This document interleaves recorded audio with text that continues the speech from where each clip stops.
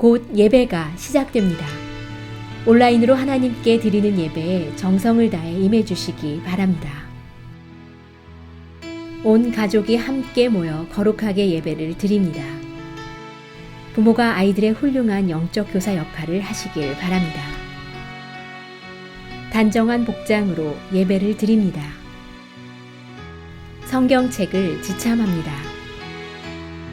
예배 10분 전부터 예배 준비를 완료하고 기도합니다. 올바른 자세로 모든 순서에 정성을 다해 참여합니다. 핸드폰보다는 TV나 컴퓨터 모니터로 예배를 드립니다. 예배에 집중하여 하나님의 은혜를 기대합니다. 헌금은 정성껏 준비해서 우편으로 보내시거나 직접 교회 사무실 헌금함에 봉헌합니다. 하늘의 문을 여소서, 하늘의 문을 여소서, 이곳을 주목하소서. 주를 향한 노래가 꺼지지 않으니 하늘을 열고 오소서. 이곳에 임재하소서. 주님을 기다립니다. 기도의 향기가 하늘에 닿으니 주여 임재하여 주소서. 이곳에 오셔서 이곳에 앉으소서. 이곳에서 드리는 예배를 받으소서.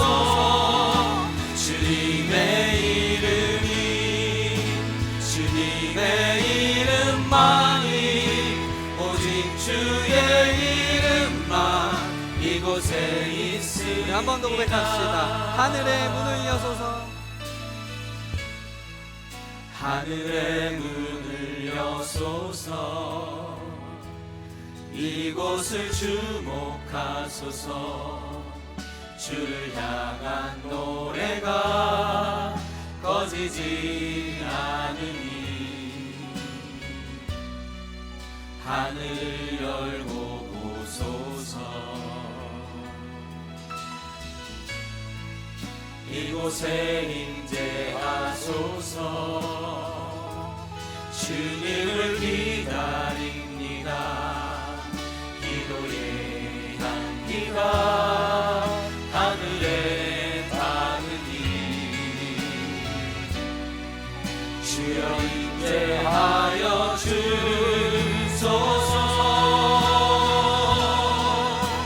이곳에 오셔서 이곳에 앉으소서.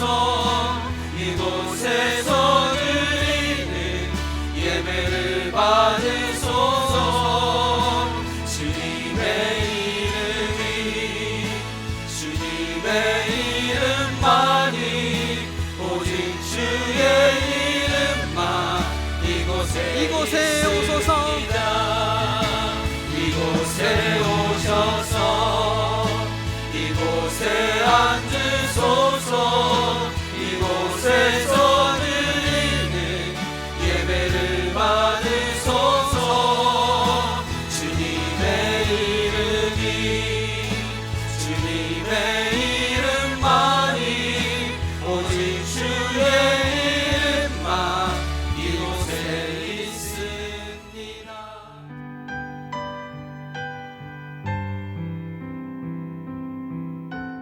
하나님은 우리의 피난처요 힘이시니 환난 중에 만날 큰 도움이시라. 우리의 참 소망이 되시는 하나님, 수요 예배로 저희들을 불러주시고 찬양과 경배로 주님께 영광 돌리게 하심을 감사드립니다.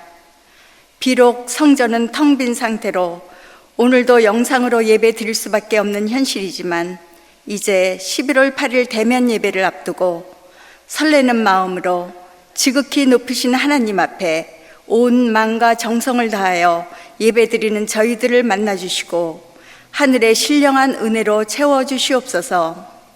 하나님 아버지, 지난 시간 우리의 삶이 육신의 정욕과 나의 유익만을 추구해 왔음을 고백합니다. 어려운 상황 속에 있는 이웃을 돌보지 못하고 주님의 십자가의 사랑을 실천하지 못한 죄와 허물을 용서하여 주시옵소서. 세상의 소리에 귀 기울이고 과도한 근심과 걱정으로 하나님을 신뢰하지 못했음을 주님 용서하여 주시옵소서.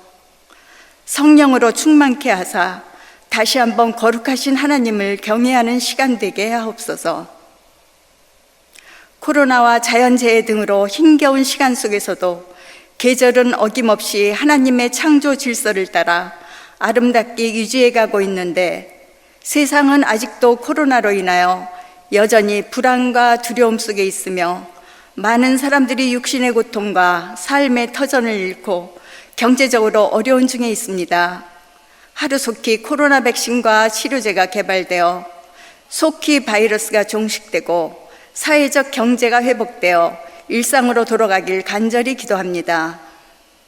이런 뜻하지 않은 위기들이 우리들의 삶과 온 세계를 흔든다 할지라도 우리의 목자이신 주님께서 지키시고 보호하심을 믿습니다. 하나님의 언약을 붙잡고 소망 가운데 주님을 찬양하는 삶이 되길 원하오니 우리의 게으름으로 나태함으로 믿음이 낮아지지 않게 하시고 언제나 영적으로 하나님 아버지의 뜻이 무엇인지 분별하는 삶을 살게 하옵소서. 교회의 머리 되신 주님, 우리 교회를 사랑하시고 지금까지 인도하여 주심을 감사드립니다.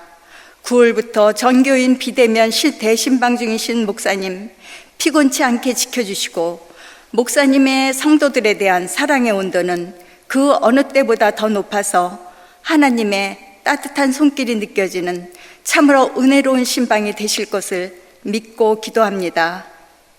한 영혼을 천하보다 귀하게 여기시는 주님의 뜻이 새가족들을 주님의 전으로 보내주심을 감사드립니다.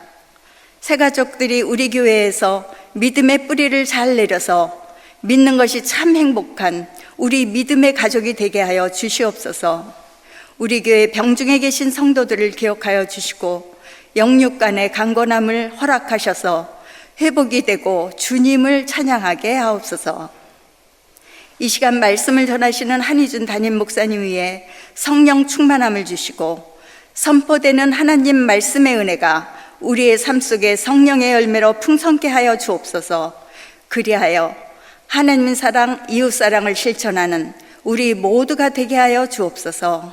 이 모든 말씀 존귀하신 예수님 이름으로 간절히 기도드리옵나이다. 아멘.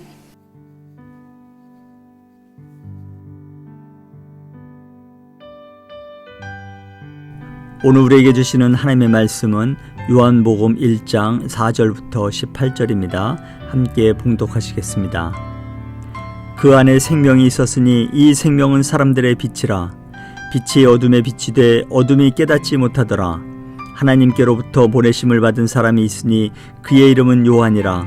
그가 증언하러 왔으니 곧 빛에 대하여 증언하고 모든 사람이 자기로 말미암아 믿게 하려 함이라. 그는 이 빛이 아니요 이 빛에 대하여 증언하러 온 자라. 참빛 곧 세상에 와서 각 사람에게 비추는 빛이 있었나니 그가 세상에 계셨으며 세상은 그로 말미암아 지은 바 되었으되 세상이 그를 알지 못하였고 자기 땅에 오매 자기 백성이 영접하지 아니하였으나 영접하는 자 곧 그 이름을 믿는 자들에게는 하나님의 자녀가 되는 권세를 주셨으니 이는 혈통으로나 육종으로나 사람의 뜻으로 나지 아니하고 오직 하나님께로부터 난 자들이니라. 말씀이 육신이 되어 우리 가운데 거하심에 우리가 그의 영광을 보니 아버지의 독생자의 영광이요 은혜와 진리가 충만하더라. 요한이 그에 대하여 증언하여 외쳐 이르되 내가 전에 말하기를 내 뒤에 오시는 이가 나보다 앞선 것은 나보다 먼저 계심이라 한 것이 이 사람을 가리킴이라 하니라.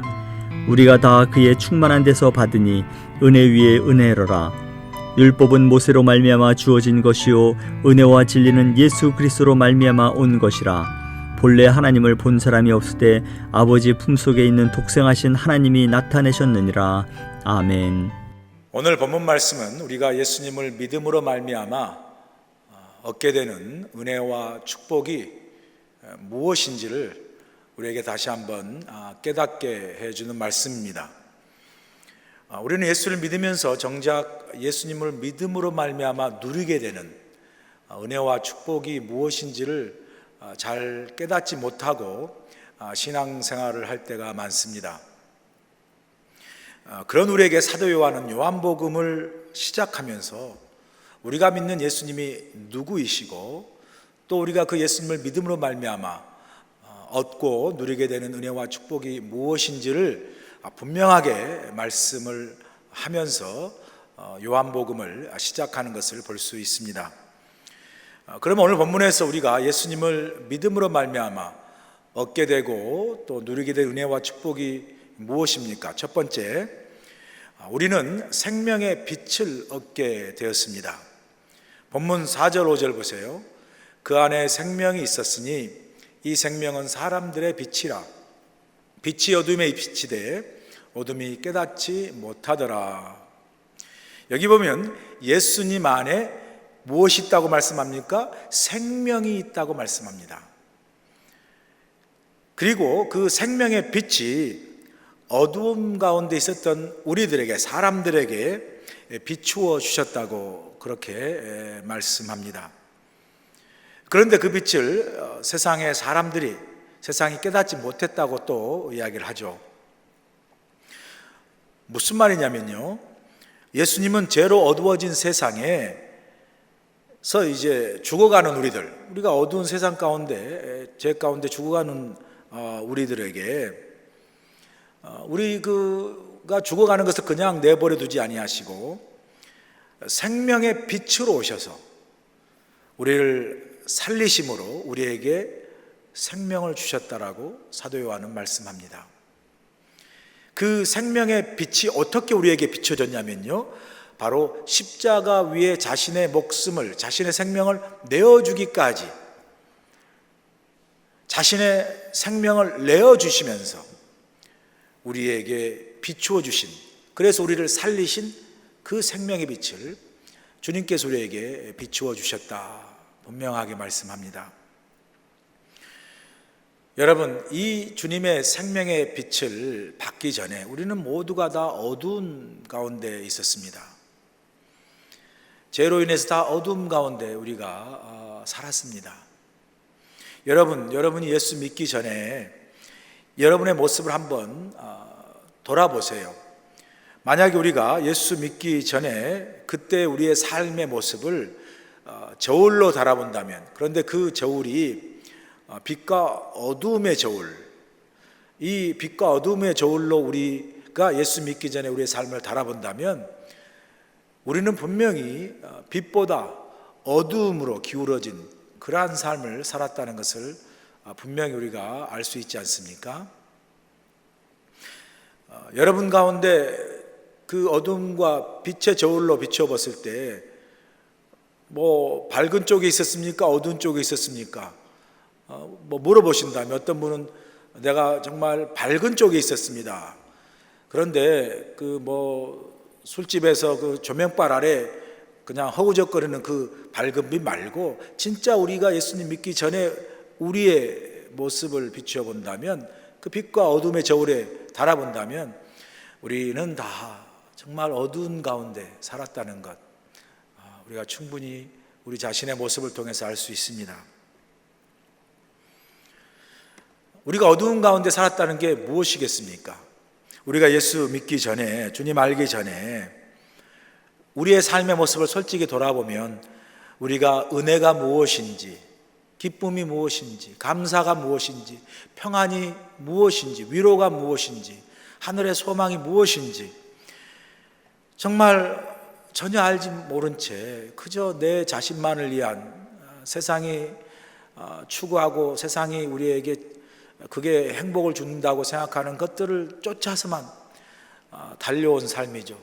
그런데 정작 우리 마음에는 진정한 감사도 없고 평안도 없고 기쁨도 없고 삶의 어떤 의미와 동기도 알지 못한 채 그저 앞만 보고 갔지만 사실은 어두운 가운데 있었던 우리의 모습이 아닙니까? 제가 지난번 교회 목회했던 그 교회에서 최 권사님이라는 분이 계십니다. 이분은 참 저와 사연이 깊은 그런 분인데, 제가 이제 그 지난번 교회 부목으로 있었을 때 그 최 권사님과 가까이 지냈었습니다. 왜냐하면 그 권사님의 그 아내와 딸이 제가 부목으로 있을 때 열심히 교회를 섬겼고요. 그리고 또 저와 아주 저를 많이 도와준 그런 분이었어요. 그런데 이제 그 제가 아는 최 권사님은 그때는 권사님이 아니죠. 그때는 교회를 다니는 분이 아니셨습니다. 그런데 이제 그 아내와 딸은 열심히 교회를 다니면서 저를 많이 도와주신 분이죠. 그런데 그 딸과 어머니는 그 남편, 그 최 권사님 예전에 이제 그 믿지 않았을 때 그분 때문에 너무나 큰 삶의 고통과 괴로움이 있었어요. 그 남편이 그렇게 그 부인과 딸을 교회 간다고 그렇게 핍박하고 아주 힘들게 했습니다. 술만 먹으면 폭력을 휘두르고 교회 간다라고 막 그냥 폭력을 휘두르고 그냥 온 집안을 때려 부수고 그런 그 정말로 너무너무 힘든 그런 남편이었죠. 그런 아버지였습니다. 또 예전에 청와대에서 경호원도 했던 분이고 성질도 급하고 아주 그냥 아주 좀 폭력적인 그런 경향을 가진 사람이었습니다. 술고래였죠. 술만 먹으면 그런 주사가 있었다는 거죠. 어떤 날에는 이제 교회에서 예배를, 저녁 예배를, 뭐 수요 예배나 금요일 예배를 드리고 가면요, 이 딸이나 어머님이 집에를 못 들어가는 거예요. 특별히 이제 딸은요, 그 이제 교회 예배 보다가 열심히 교회를 다녔는데 집에를 가려고 그러면 아버지가 이제 술 먹고 그냥 주사를 다 부리고 폭력하고 막 그런 거 다 하고 잠에 떨어지고 나서야 집에 들어가는. 그런데 이제 예배 끝나고 집에 못 들어갔을 때 제가 밖에서 그 딸과 함께 기다려준 적이 많았습니다. 뿐만 아니라 그 아내 대신 그분도 이제 권사님이셨는데 나중에 그 아내와 딸도 한꺼번에 또 못 들어갈 때도 있어요. 그러면 제가 엄마랑 같이 그 딸과 함께 바깥에서 참 그 무서워서 떨고 있는 그 엄마와 그 딸과 함께 위로해 주면서 밖에서 기다려 줬던 때도 있었습니다. 그러면서 생각해 보세요. 얼마나 그 어머니와 딸이 그렇게 술만 먹으면 폭력적이고 교회 간다면 그렇게 막 핍박한 그런 그 남편과 아버지에서 얼마나 많이 기도했겠어요. 그런데 하늘이 두 쪽이 나도 교회를 전혀 안 다니고 예수를 전혀 믿지 않을 것 같은 그분이 예수를 믿고 영접하고 교회를 다니기 시작한 거예요. 그때쯤 이제 제가 부목사로 그 교회에 있다가 다른 교회로 가고 이제 그걸 보고 제가 나중에 다시 그 교회로 10년 후에 담임 목사로 이제 오게 되지 않았습니까? 그랬을 때 이제 제가 그분을 만나게 되고 와서 보니까 참 믿음 생활을 잘 하고 그래서 이제 제가 제 있을 때 권사님이 되셨죠. 그리고 보니까 믿음 생활 잘 하면서 하나님이 참 축복하셔서 그 아들과 그 딸도 결혼해서 이제 뭐 손주도 생기고 그리고 한 집안에 행복하게 살고 또 좋은 새 집도 사가지고 제가 가서 그 새 집 이사 신방도 또 했던 예배도 드렸던 기억이 납니다. 그런데 이제 제가 그 교회에서 담임 목회로 하고 있을 때 그 최 권사님이 이제 권사님 되셨잖아요. 예수 믿고 참 놀라운 변화죠. 정말 기적 같은 그런 변화인 거죠. 예수를 믿는다는 게. 그리고 권사님까지 되셨다는 게. 근데 그분이 이제 제가 이렇게 교회 예배 끝나거나 저를 만나면 저하고 이야기하기를 좋아하시고 제가 그분의 과거를 아니까, 과거를 알잖아요.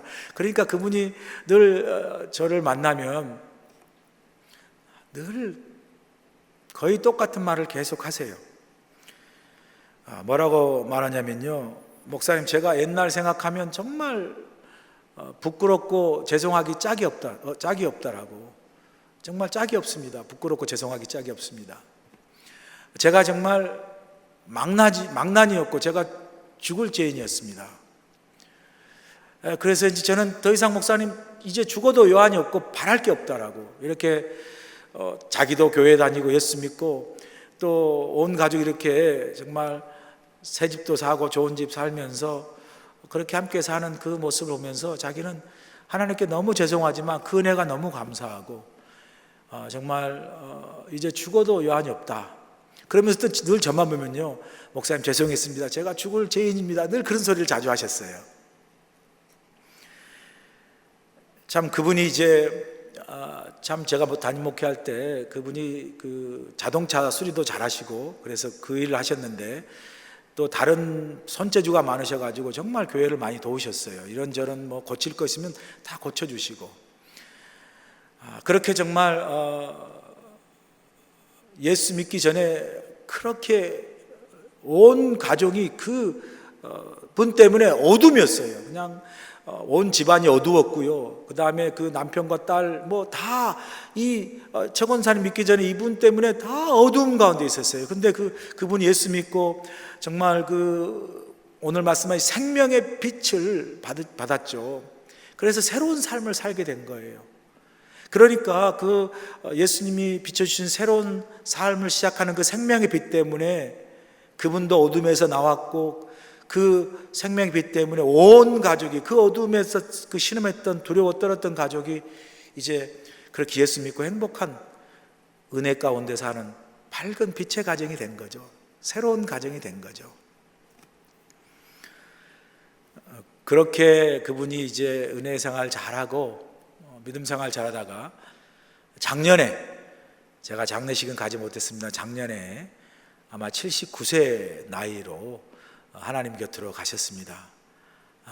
제가 참 그 소식을 듣고 좀 마음이 안타까웠죠. 가지 못했지만 그러나 하나님을 너무나 잘 믿고 또 그 예전의 어두운 삶에서 예수 그리스도의 생명의 빛을 받고 은혜 가운데 살다 가신 그분의 내 삶을 알기 때문에 떠난 것은 제가 아쉬웠지만 참 귀한 은혜의 삶을 살다 가셔서 감사한 마음도 제가 있었습니다. 이것이 여러분 예수님이 우리에게 비추어 주신 그 최권사님뿐만 아니라 우리 모두에게 비추어 주신 생명의 빛이었어요. 예수 믿기 전에 우리는 뭐 모습과 어떤 정도와 모양은 달라도 다 우리는 어두운 가운데 있었습니다. 진짜 사는 게 무엇인지, 진짜 삶의 목적이 무엇인지, 감사가 무엇이고 기쁨이 무엇이고 세상의 진정한 평안이 무엇인지, 세상의 진정으로 우리가 발견할 수 위로가 무엇인지 우리가 모르고 살았잖아요. 그 어둠이었죠. 그랬던 우리가 예수 그리스도를 믿음으로 말미암아 그 생명의 빛을 받아서 어두워서 보지 못했던 우리가 어디로 가야 할지, 어떻게 살아야 할지, 무엇이 진리고 진실이고 생명인지 눈이 어두워서 보지 못했던 우리가 잔 뉴턴이 노예 선장으로 그렇게 죄를 짓다가 하나님의 은혜를 받아서 그때서야 그의 그 영의 눈이 열려서 그 어두웠던 그 노예 선장으로서 사람을 사고 팔았던 그 인생이 주님의 생명의 빛을 비춰줘서 그 영의 눈을 밝아주니까 그가 새롭게 보게 되잖아요. 진짜 사는 것이 무엇인지, 자신이 하고 있는 그 죄가 무엇인지 깨닫게 되고요. 그리고 그 인생을 하나님께 드려서 목회자가 되잖아요. 그리고 우리가 유명한 찬송 Amazing Grace, 내가 전에는 어두웠지만 Once I was lost, 잃어버렸지만 Now I can see, 내가 이제 봅니다. 하나님의 은혜를 보고 하늘의 소망을 보고 주 안에서 새롭게 발견한 생명을 봅니다. 새로운 삶을 봅니다. 그리고 새로운 삶을 살아가잖아요. 이 모두가 다 우리가 주님으로부터 생명의 빛을 받았기 때문에 우리가 그 새로운 삶을 살게 되는 거죠. 우리가 주님으로부터 이 생명의 빛을 받지 않았다면 우리는 예수님 알기 이전의 삶과 지금의 삶에 전혀 차이가 없는 거죠. 그러나 주님께서 우리에게 생명의 빛을 비추어 주심으로 우리가 그 주님 안에서 새로운 삶을 시작하게 된 거죠. 예수 믿는 새로운 삶, 교회를 다닌 성도의 삶을 시작한 거죠. 이게 뭡니까? 예수 믿음으로 말미암아 우리가 새롭게 시작한 새로운 삶이잖아요. 이게 바로 생명이죠. 새롭게 태어난 생명의 역사 아니겠습니까? 그 생명의 빛을 주님이 우리에게 비추어 주셨다는 거죠. 그럼 우리가 예수를 믿음으로 말미암아 얻게 된 너무너무 귀한 축복, 우리가 주 안에서 새로운 삶을 살 수 있었다는 거죠. 바로 주 안에서 주님 때문에 새로운 삶을 살게 된 이것이 바로 우리에게는 새로운 생명이고, 이 새로운 생명을 살도록 그 어두운 눈을 떠서 우리에게 새로운 삶을 보게 하고 살게 하신 그것이 뭐죠? 주님이 우리에게 비추어 주신 생명의 빛이라는 거죠. 그 생명의 빛으로 말미암아 오늘도 우리가 주 안에서 새로운 삶을 사는 그 은혜와 축복을 누리고 있는 줄로 믿습니다. 두 번째, 우리가 예수님을 믿음으로 말미암아 누리게 되는 두 번째 축복은 바로 우리는 하나님의 자녀가 되는 권세를 얻었습니다. 본문 12절 13절 보세요. 영접하는 자 곧 그 이름을 믿는 자들에게는 하나님의 자녀가 되는 권세를 주셨으니 이는 혈통으로나 육정으로나 사람의 뜻으로 나지 아니하고 오직 하나님께로부터 난 자들이니라. 우리가 예수님을 영접하고 믿음으로 말미암아 우리가 어떤 축복을 얻었다고 이야기합니까? 하나님의 자녀가 되는 권세를 얻었다라고 이야기하죠.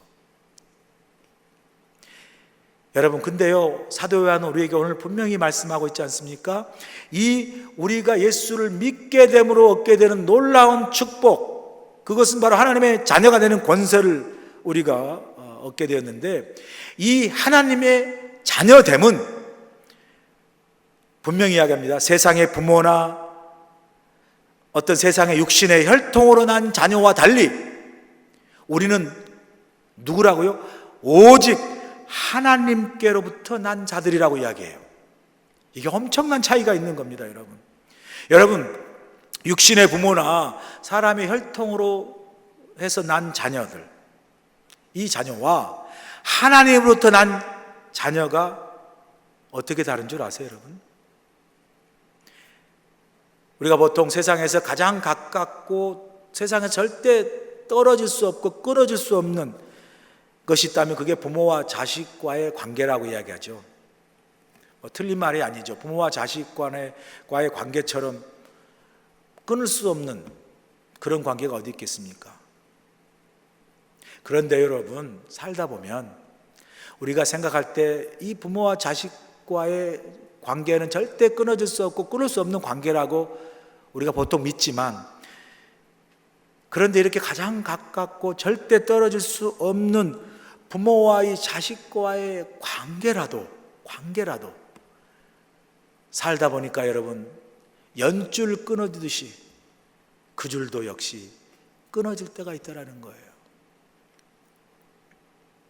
말도 안 돼 무슨 세상의 부모와 자식과의 관계가 끊어질 수가 있나?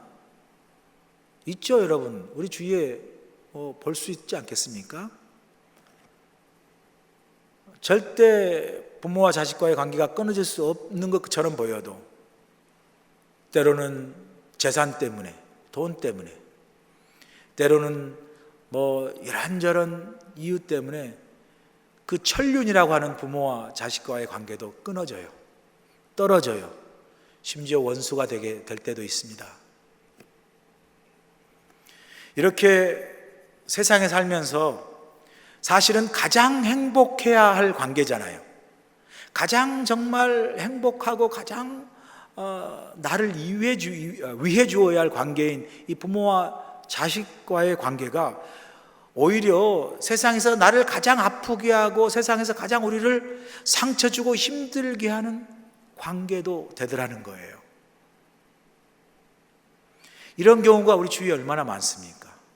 정작 부모와 자식과의 관계가 정말 위하고 가장 행복해야 할 관계가 오히려 그 관계가 그 사람의 가장 인생의 큰 아픔과 상처를 주는 그러한 관계인 것을 우리가 얼마나 많이 주위에서 보게 됩니까? 제가 아는 어떤 여자분은 어린 시절 자기가 어린 시절에 아버지가 어머니를 버리고 또 자기를 버리고 집을 나가셔 버렸어요. 그리고 이제 다른 여자와 산 거죠. 그 아버지가 자신을 어렸을 때 엄마도 버려버리고 자기도 버려버리고 나가버린 것, 그래서 이 버림받았다는 이 아버지로부터 버림받았다는 이 상처가요, 이분이 다 자라고 나서도 그 버림받은 아버지로부터 버림받은 상처가 너무나 큰 아픔이 되고 그 사람의 삶에 너무나 큰 상처로 남은 거예요. 그래서 성인이 되어서, 어른이 되어서 다 자란 성인이 되었어도 그 아버지로부터 버림받은 상처와 아픔 때문에 여전히 고통스러워하고 있는 모습을 제가 지켜보았습니다. 한국에 가면요, 베이비 박스 혹은 이제 드랍 박스라고 또 이야기하는데, 베이비 박스라는 곳이 있는데, 그 베이비 박스는 어떤 곳이냐면요, 여러 가지 이런저런 사정으로 아이를 낳는데 아이를 도저히 키울 수 없는 부모가, 엄마가 이렇게 자신이 낳은 아이를 그 박스 안에, 베이비 박스를 열고 박스 안에 놔두고 초인종을 누르고 그냥 떠나면 이제 박스가 있는 건물 안에 있는 그 아이들 돌봄 센터에 있는 그분들이 나와서 그 버려진 아이를 이제 데려다가 돌보면서 조금 자라게 한 다음은 돌보면 가운데 입양도 시키기도 하고 또 보육원으로, 고아원 같은 거죠, 보육원으로 보내기도 하는 그런 기관이죠. 그런데 그 베이비 박스 안에 많은 사람들이 그 베이비를, 갓난 베이비를 그렇게 버려두고 간다 그래요. 여러분, 이 참 자기가 낳은 아이를 자신이 키우지 못하고 베이비 박스에 드랍해서 버리고 갈 만한 그 참 말 못할 아픈 사정이 있겠죠? 그것도 우리가 충분히 이해할 수 있습니다. 얼마나 그랬을까 이해할 수 있지만, 동시에 그렇게 갓 태어난 자식을 아무리 상황이 어렵다 할지라도 그렇게 베이비 박스에 드랍하고 버려놓고, 그리고 돌아서는, 그 갓난아기를 버리고 돌아서는 어떤 인간적인 부모의 비정함도 그 안에 있어요. 상황이 어떤 간에 그 비정함이 있는 거죠. 그게 어떻게 보면 우리가 가장 끊어질 수 없는 관계라고 여기는 이 부모와의 관계, 부모와 자식과의 관계도 그런 비정함으로 끊어질 수 있는 것이 현실이라는 거죠. 여러분, 근데 이처럼 이렇게 세상의 부모나 육신의 혈통으로 난 자녀들은 그렇게 끊어질 수 없는 관계처럼 보이지만 어떤 상황에서나 어떤 사정이나 조건에서 쉽게 끊어져 버릴 수 있는, 버려지는 것이 육신의 혈통으로 난 자녀라고 이야기하죠. 그런데 사도 요한은 분명히 이야기합니다. 뭐라고 이야기합니까? 우리가 하나님의 자녀가 된 것은 혈통이나 육신의 어떤 그 혈통으로, 부모로 난 자녀, 그래서 사람으로 난 그런 자녀가 아니라 뭐라고 이야기하죠? 오직 하나님께로부터 난 자녀라는 거죠. 이 하나님께로 난 자녀들 우리는 어떤 거죠? 어떤 상황이나 사정이나 조건 속에서도 드랍박스처럼 버리고 매정하게, 비정하게 돌아서서 끊어지는 그런 관계가 아니라 절대로 끊어질 수 없는, 어느 정도요? 하나님께서 자신이 하나밖에 없는 독생자이신 예수 그리스도를 이 땅에 보내셔서 십자가에 달려 죽기까지 우리를 사랑하신 그 사랑으로 우리를 하나님 자녀되게 하셨다는 거죠. 그러니까 우리를 하나님께서 자녀 삼기 위해서 자신의 아들을 죽이신 이 하나님의 사랑, 자신의 아들을 죽이면서 우리를 자녀 삼았다는 거죠. 그 하나님의 사랑에서 세상의 육신의 혈통과 그런 세상의 사람으로 난 부모의 관계는 끊어질지 몰라도 이렇게 하나님의 사랑에서 난 우리, 하나님께로 난 자녀된 우리는 절대로 그 하나님과의 관계, 그 사랑에서 끊어질 수 없다라는 거죠. 그래서 사도 바울 로마서 8장 38절 39절에서 이렇게 분명히 고백하지 않습니까? 내가 확신하노니 사망이나 생명이나 천사들이나 권세자들이나 현재일이나 장래일이나 능력이나 높음이나 깊음이나 다른 어떤 피조물이라도 우리를 우리 주 그리스도 예수 안에 있는 하나님의 사랑에서 끊을 수 없으리라.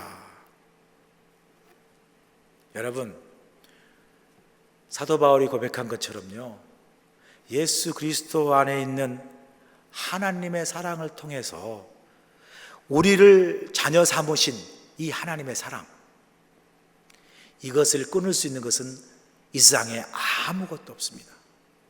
사망이나 죽음이나 천사나 생명이나 권세자리나 그 어떤 것도 그리스도 예수 안에서 우리를 자녀 삼기 위해서 하나님의 우리를 십자가에 달려 죽기까지 그 내어주신 생명으로, 사랑으로 우리를 자녀 삼으신 그 하나님의 사랑은요, 그 어떤 것도 끊을 수 없다라는 거죠.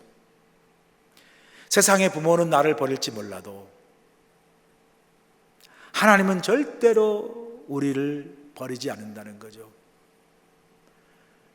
세상의 부모님의 사랑은 때때로 상황에 따라 거둘 수 있는 사랑이지만 우리를 향한 하나님의 사랑은 어떤 상황이 있어도 변하지 아니하고 끊어지지 않고 거두어 들이시는 그런 사랑이 아니라는 거죠. 제가 앞서 말한 그 여자분 있잖아요. 그 아버지가 자기를 버렸다. 그 버림받은 그 상처가 다 자라서 성인이 되어다, 어른이 되어서도 그 버림받은 상처 때문에 여전히 아파하고 고통했던 그 여자분이 그 아버지 버림받은 불신 때문에 모든 남자들도 사실은 의심하고 불신하는 그런 그 삶을 살았어요. 그래서 남자에 대한 의심과 불신 속에서 결혼도 하지 않고 그렇게 산 그런 분입니다. 그랬던 그 여자분이 주님을 만났어요. 그리고 예수님을 영접하고 믿게 되었습니다. 그리고 예수님 안에서 자라면서 지금까지 한 번도 받아보지 못하고 경험하지 못한 하나님 아버지의 사랑을 경험하게 되었습니다.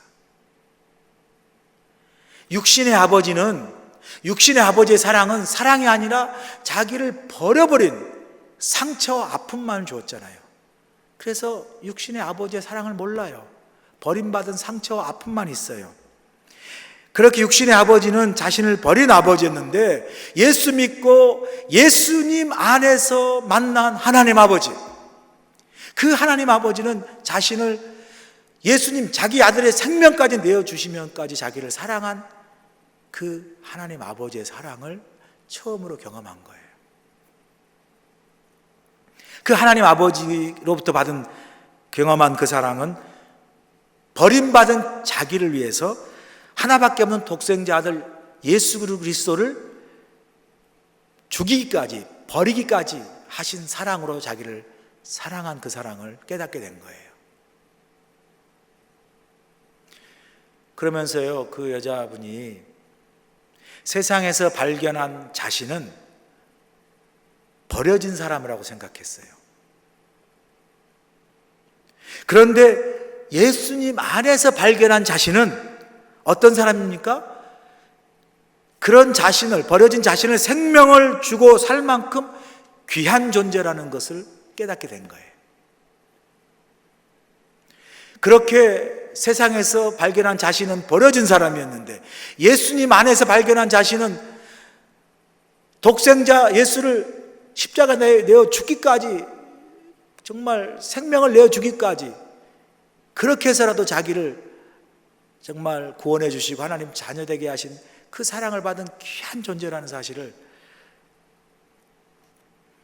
그 자신을 예수님 안에서 새롭게 발견해 보니까 이것이 얼마나 큰 은혜인지, 이것이 얼마나 큰 정말 사랑이고, 이것이 얼마나 자기의 큰 영광이 되는 것이고, 이것이 얼마나 큰 그 어떤 것도 세상에서는 아버지도 못 믿고 어떤 남자도 못 믿는, 정말 변하지 않는 진리가 없어요. 진실이 없었는데 그렇게 예수님 안에서 발견한 자신 속에서 뭘 보죠? 세상에 변치 않는 그런 진리 되시고 진실 되시는 그 주님을 만나고 하나님을 만나게 되는 거예요.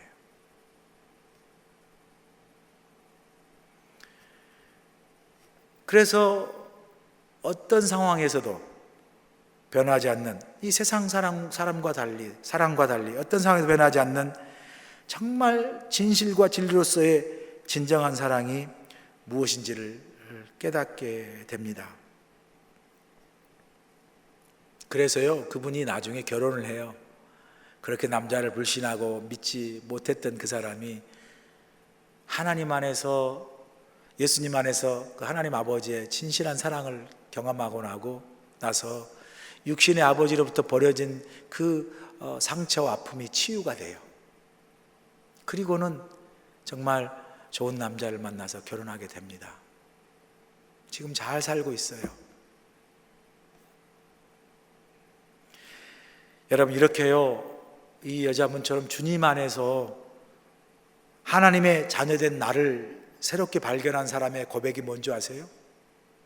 세상에서 발견한 나는 버려진 사람이었지만 주님 안에 새롭게 발견된 나를 보니까 아마 하나님 아버지가 얼마나 나를 사랑하는지, 자신 아들 죽기까지 내어버리기까지 사랑한, 얼마나 자신이 그렇게 귀한 존재라는 것을 주님 안에서 내 자신을 새롭게 발견하고 깨닫게 보니까 그것이요, 바로 본문 14절의 고백이 되는 거예요. 본문 14절의 고백 보세요. 말씀이 육신이 되어 우리 가운데 거하심에 우리가 그의 영광을 보니 아버지의 독생자의 영광이요 은혜와 진리가 충만하더라. 말씀이 육신이 되어 우리 가운데 거한 것처럼 그 여자분이, 우리가 주님 안에서 정말 그 하나님이 우리에게 정말 주님을 보내주심으로써 주님이 우리 가운데 함께 하셔서 우리가 주님을 믿게 됨으로, 그죠? 그래야 주님 안에서 우리가 새롭게 발견된 우리를 보니까 얼마나 큰 은혜인지, 얼마나 큰 감사인지, 그리고 얼마나 큰 이게 영광인지, 하나님 자녀가 되는 것이.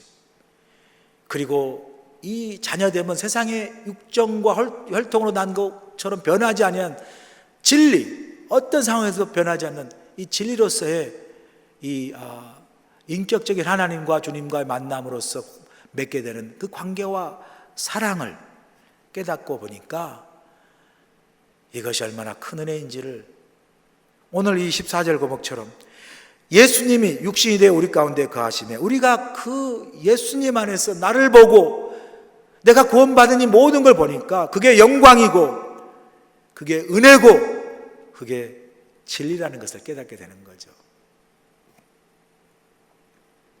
이것이 여러분, 우리가 예수님을 믿음으로 말미암아 하나님의 자녀가 되는 축복을 경험하고 하나님의 자녀가 되는 축복 속에 우리가 깨닫게 되는 게 뭐죠? 그게 얼마나 큰 영광이고 얼마나 큰 은혜고 얼마나 큰 진리인지 우리가 다시 한번 깨닫게 되고 그 놀라운 은혜의 축복을 얻은 귀한 존재가 되는 것이죠. 할렐루야. 이런 놀라운 하나님의 자녀가 되는 축복을, 권세를 저와 여러분이 오늘도 은혜와 정말 변치 않는 진리 가운데 하나님의 영광 속에 그 풍성함을 누리고 있는 줄로 믿습니다.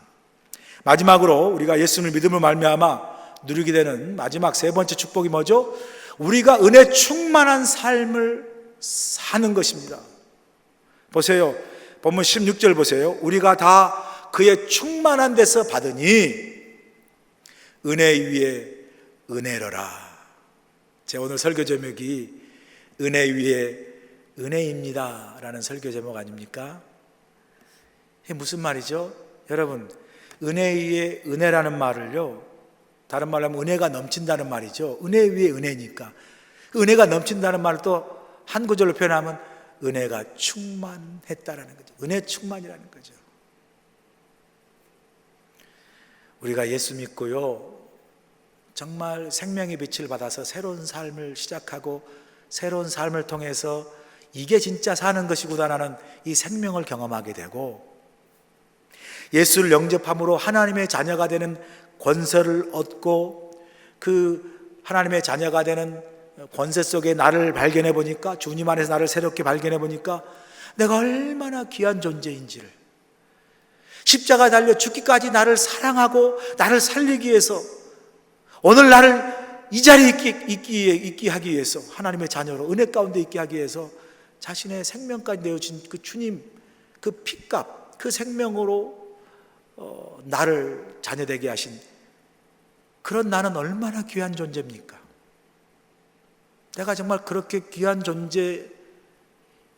존재일까라고 생각할 만큼 내가 과연 그런 엄청난 생명의 값을 치르고 사야 할 만한 그런 귀한 존재인가? 내 스스로는 의심들 정도로 나를 그렇게 존귀한 하나님의 자녀로 만드셨다는 거죠. 그래서 이 자리에 우리가 은혜 가운데 있는 거 아니겠습니까? 그래서 여러분, 그 모든 걸 우리가 돌아보면 내가 새로운 생명을 얻고 예수 믿게 되고 예수 영접하고 하나님의 자녀가 되고 오늘 이 자리, 여기 은혜의 자리에 있는 이 모든 걸 돌아보면요, 결국은 우리가 할 수 있는 게 뭐예요? 은혜 위에 은혜입니다. 그 말밖에 고백할 거 없지 않습니까? 하나님이 모든 게 다 은혜입니다. 은혜 위에 은혜입니다 라고 고백할 수밖에 없죠. 무슨 말입니까? 하나님의 은혜가 아니면 절대로 우리가 이 자리에 있을 수 없는 거죠. 지금까지 살아온 걸 돌아보면 하나님의 은혜가 아닌 게 아무것도 없어요. 우리의 생명, 우리의 호흡, 우리가 가진 모든 것 다 하나님의 은혜가 아닌 것이 무엇이 있습니까? 다 하나님의 은혜죠. 그런 점에서 우리는 하나님의 은혜가 없으면 살아갈 수 없는 존재들입니다. 은혜가 있었으니, 하나님의 은혜가 있었으니 오늘 여기까지 우리가 살아온 거죠. 하나님의 은혜가 있었으니까 살면서 어려운 역경과 위기와 고난이 있었음에도 불구하고 그 하나님의 은혜가 우리를 붙잡아주고 쓰러지지 않게 붙잡아주고 또 이렇게 세워주고 버티게 하고 또 견디게 하면서 그 모든 어려움을 이기고 다 지나가게 하신 것, 우리의 힘과 능력으로 한 거 아니죠. 하나님의 은혜 때문이죠. 하나님의 은혜가 있었으니 우리가 고난 가운데도 지나가고 버티고 이길 수가 있었던 거죠. 쓰러지지 않고 올 수가 있었던 거죠. 그러므로 우리가 고백할 수 있는 것, 다시 한번 우리가 이 고백을 하지 않을 수가 없는 거죠. 뭐죠? 하나님이 모든 것이 다 하나님의 은혜 위에 은혜입니다. 저와 여러분이 오늘 이 수요 예배 드리면서 우리가 코로나로 어려움을 겪으면서 살고 있지만, 그래서 힘들고 어려운 것만 생각하고 참 모든 게 이렇게 막혀 있고 멈춰 있는, 그래서 좀 마음이 우울하고 뭐 좀 답답하고 짜증난 그런 것만 우리가 생각하기보다, 좋잖아 이럴 때 어차피 특별히 뭐 우리가 무엇을 하려고 해도 하지 못한 그런 상황 속에서 좀 더 멈추어서 지금까지 우리 살아온 삶을 돌아본다면 오히려 더 깊게 이 멈춰진 시간 속에 더 하나님께서 나를 향해서 베푸신 은혜를 더 깊게 생각할 수 있는 좋은 시간들 아닙니까? 이 코로나 어려운 가운데도 우리가 돌아보면 저는 여러분들이 다 여러분의 입술의 고백을 통해서 하나님, 이 모든 것이 다 하나님의 은혜 위에 은혜입니다, 그 하나님의 풍성한 은혜를 고백할 수 있기를 간절히 소원합니다. 제가 말씀을 마치면서 정말 다시 한번 우리가 하나님 은혜 없으면 살 수가 없습니다. 모든 게 다 은혜입니다. 은혜 위에 은혜입니다.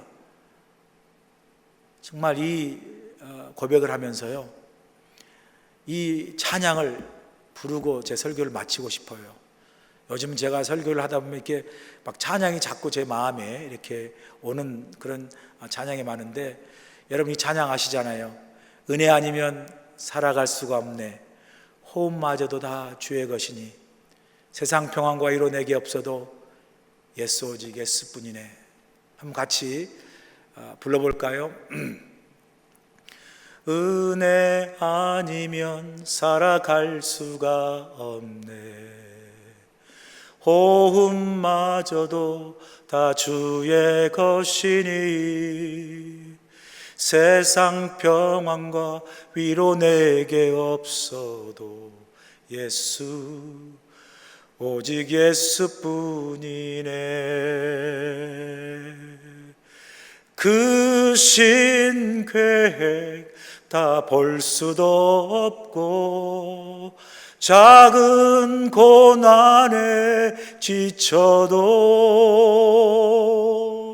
주께 묶인 나의 모든 삶 버티고 견디게 하시네. 은혜 아니면 살아갈 수가 없네. 나의 모든 것 다 주께 맡기니 참된 평안과 위로 내게 주신 주 예수, 오직 예수뿐이네. 예수, 오직 예수뿐이네. 아멘. 기도하시겠습니다. 어두움 가운데 있던 우리를 주님 기억하여 주셔서 우리에게 십자가 달려 죽기까지 우리를 살리시기 위해서 그 생명의 빛을 비춰주심으로 우리가 어디로 가야 할지 무엇을 해야 할지 알지 못한 인생 속에 있었던 우리를 생명과 진리와 참 빛으로 인도해 주셔서 오늘 하나님의 자녀가 되는 놀라운 권세와 은혜를 우리에게 허락해 주시고 그 하나님의 자녀의 그 놀라운 은혜와 권세 속에 하나님께서 주시는 축복과 은혜와 감사와 기쁨과 평안을 이 땅에서 발견하며 소망 가운데 살아가게 하시니 진심으로 감사를 드립니다. 아버지 하나님, 모든 것이 다 하나님의 은혜입니다. 은혜 위에 은혜입니다.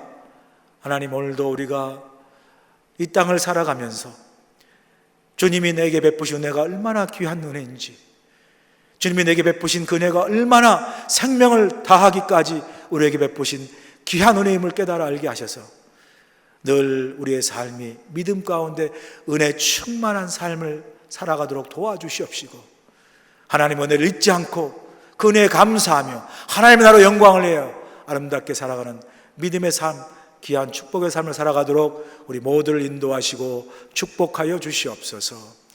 예수님의 귀하시는 받들어 감사하며 기도합나이다. 아멘.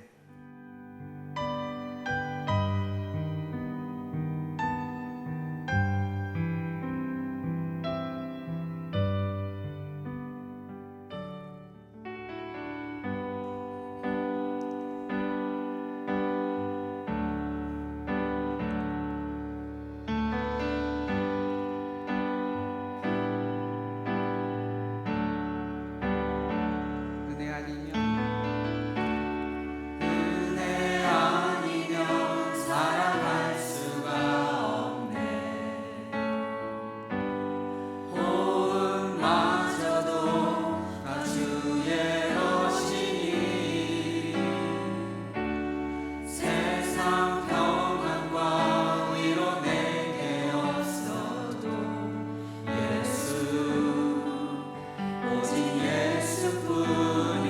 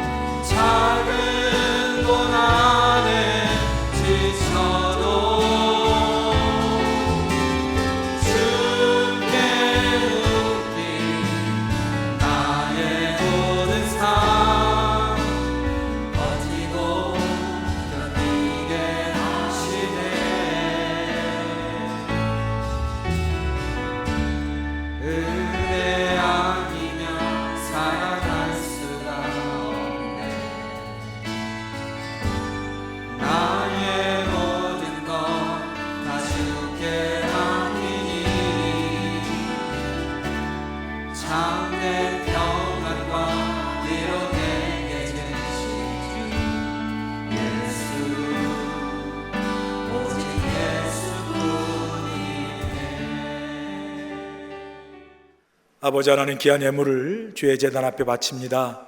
오늘도 귀한 예물을 성별하여 주의 제단에 바친 하나님의 귀한 백성들을 기억하여 주시고, 코로나로 어려운 가운데 살아가지만 하나님께서 꼭 필요한 양식과 또 필요한 모든 것을 공급해 주셔서 어려운 코로나의 가뭄과 기근 속에서도 돌아보면 하나님의 은혜로 지나왔습니다. 모든 게 다 하나님의 은혜입니다라고 감사로 고백할 수 있는 우리 귀한 성도님의 삶이 되도록 축복하여 주시옵소서. 예수님의 귀하신 받들어 감사하며 기도합나이다. 아멘. 할렐루야. 오늘도 수요 예배, 온라인 예배에 오신 여러분 모두를 환영하고 축복합니다. 계속해서 우리가 온라인 예배를 이제 드리고 있는데요, 지난 주일에 광고한 대로 이번 11월 8일 주일날 저희 교회가 창립 117주년을 맞는 주일인데요, 11월 8일 주일날 우리가 저희 교회가 이제 창립 주일도 맞고 또 새롭게 이 코로나 상황 속에도 교회를 새롭게 시작하는 마음으로 11월 8일 창립 주일부터 1부 예배, 2부 예배, 3부 예배, 4부 예배, 그리고 영어 예배, 주일학교 예배 모두가 다 주일 예배부터 이제 공적 예배, 대면 예배를 시작하려고 합니다. 수요 예배와 새벽 예배는 당분간 계속해서 온라인으로 드릴 거고요, 주일 예배는 11월 8일부터 창립 기념주일부터 시작하려고 합니다.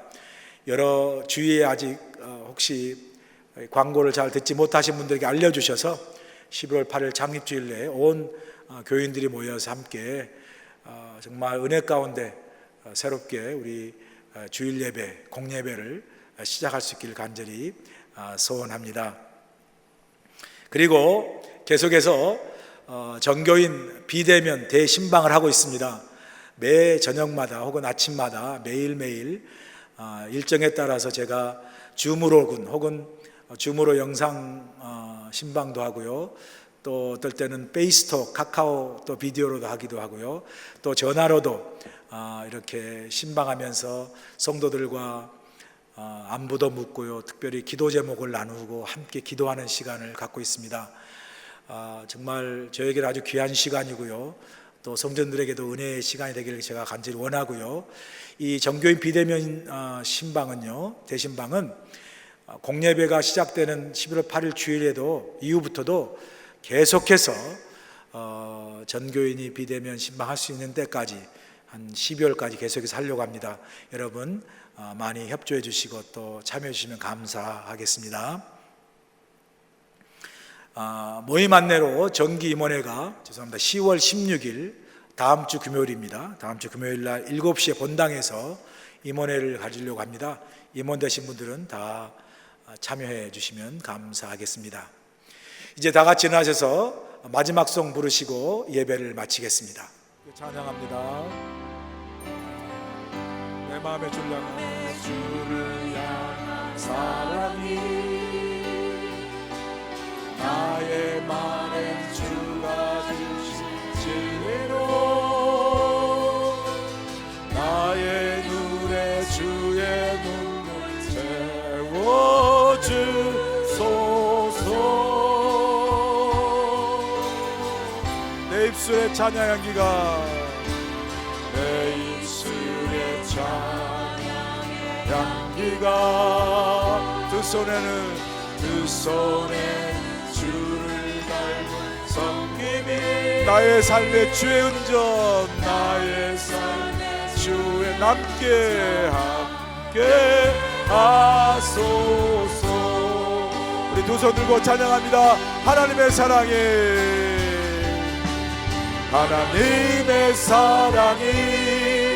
영원히 함께하리. 십자가의 길을 걷는 자에게 순교자의 삶을 사는 이에게 조롱하는 소리와 세상 유혹 속에도 조롱하는 소리와 세상 유혹 속에도 주의 순결한 신부가 되리라. 내 생명 주님께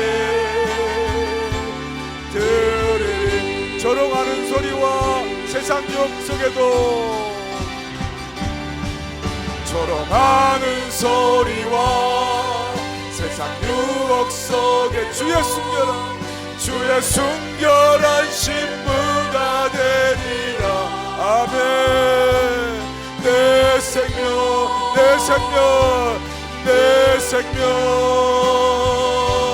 주님께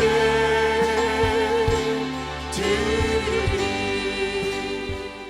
이제는 우리 주 예수 그리스도의 크신 은혜와 하나님 아버지의 무한하신 사랑하심과 성령님의 감동 역사하심이 하나님 우리의 삶의 모든 것이 다 하나님의 은혜입니다.